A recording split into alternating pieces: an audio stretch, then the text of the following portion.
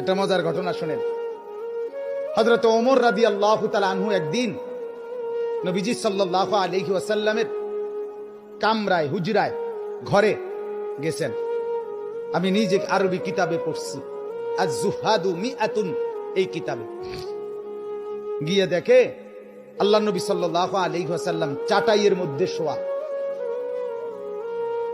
শুধু চাটাইয়ের উপরে, এই চাটাই, মাথার নিচে একটা খেজুরের ছাল দিয়ে বানানো ছোট্ট বালিশ। হযরত ওমর দেখলেন মাথার উপরে একটা চামড়া ঝুলানো নামাজের জন্য, পায়ের নিচে কিছু ছাতু, যেগুলো পানি দিয়ে গুল্লা খায়, আগের দিনে খাইতো খুব, এই ছাতু অল্প কিছু, এই চারটে আইটেম, একটি চাটাই, একটা খেজুরের ছালের বালিশ, আর একটি চামড়া, আর কিছু ছাতু, পানি দিয়ে গুল্লা খাওয়ার। নবীজি সাল্লাল্লাহু আলাইহি ওয়াসাল্লাম হযরত ওমর দেখলেন ওয়াকাদ আসারা ফি জামবিহি, নবীজির পুরা দেহের মধ্যে দাগ দাগ, চাটাইয়ের দাগ দাগ পড়ে গেছে। যেহেতু আল্লাহ নবী সাল্লাল্লাহু আলাইহি ওয়াসাল্লাম কায়নাতের সর্বশ্রেষ্ঠ সুন্দর ছিলেন, কাজে দাগ তো পড়বেই।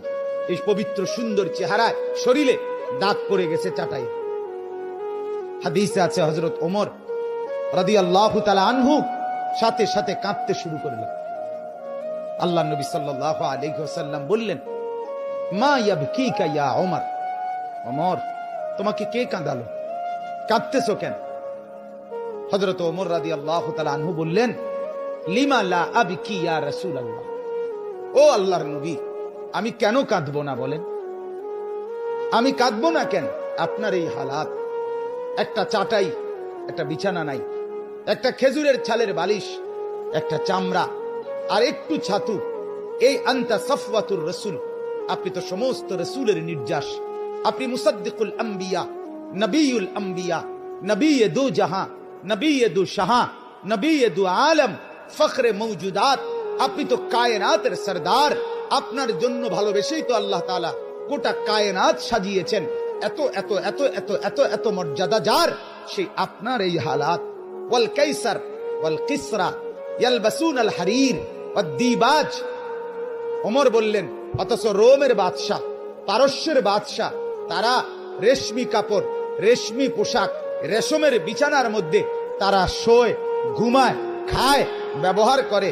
আর আপনার এই হালাত, আমি এটা দেখে কেমনে মেনে নেই? আমার চোখ এজন্য বাধা মানছে না, আমি কাঁদতেছি। হাদিসের মধ্যে আছে আল্লাহ নবী সাল্লাল্লাহু আলাইহি ওয়াসাল্লাম মুচকি হাসি দিয়ে আল্লাহ নবী বললেন, ওমর,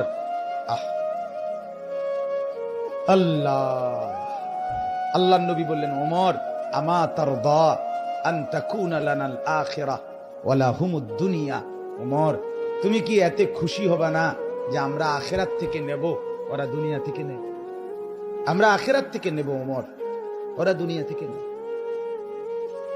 হযরত ওমর চোখ মুছে বললেন, ইয়া রাসূলুল্লাহ, আল্লাহর কসম, আমি এতেই রাজি, আমি আখিরাত থেকেই নেব।